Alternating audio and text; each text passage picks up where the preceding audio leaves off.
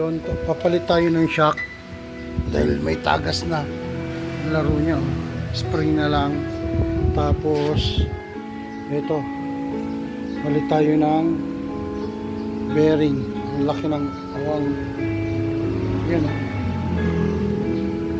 Kakalasin ko yung shock. Ito yung pamalit natin ng shock Owens.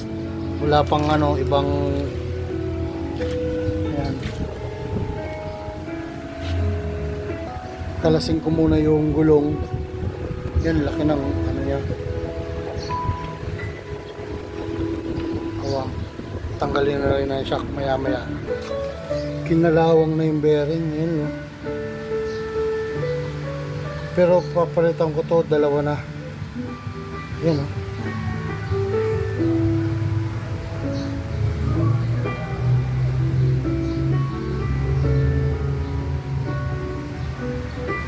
Itong bearing niya sa kabila, okay pa.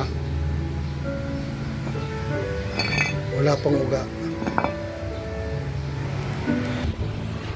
Yung shock naman ang papalitan ko. Para kaya niya. Shock naman, tatanggal ko na shock. Yan mga boss. Kapit na. Bagong shock. May adjuster. Pag mababa, pwede yan.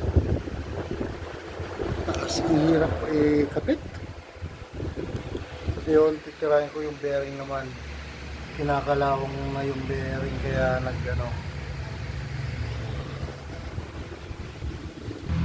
Ito yung pinalitan natin yung shock. Ngayon, ito naman na bearing. Tagal ko na. Ito dalawa na papalitan natin.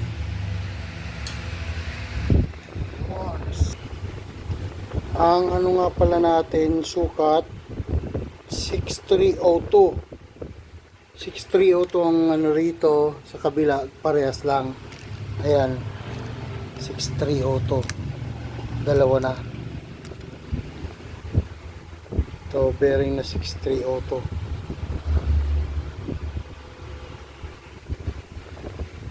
Kakabit ko muna. Ayan. Ito, niripak na natin yung bagong kakabit na.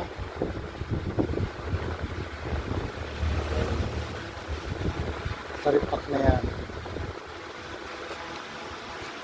Ngayon, kakabit ulit natin itong cover. Parehas na yan nilagyan.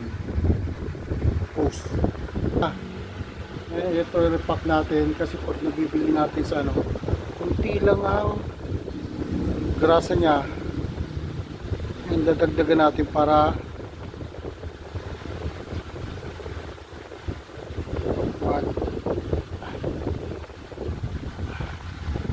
pack natin ng marami para tumagal ang buhay ng bearing. Laging tatandaan, 6302 ang bearing niya sa likod.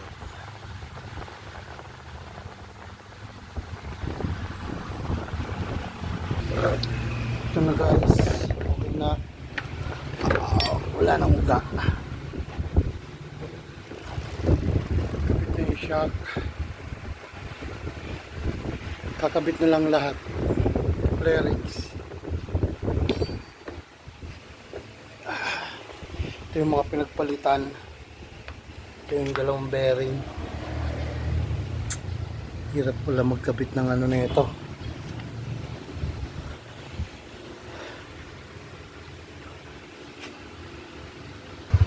So guys, okay na. Kapit na.